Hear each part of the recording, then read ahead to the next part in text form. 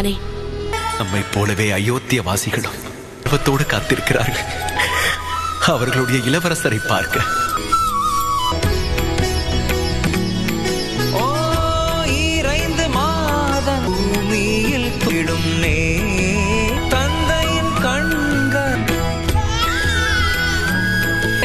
வாழ்த்துக்கள் மகாராஜா.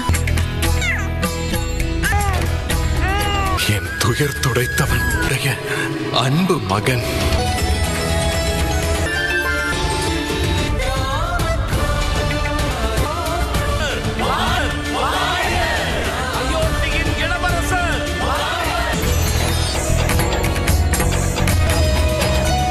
இல்லாத ஆனந்தத்தையும் கொடுத்தவன் என் மகன்.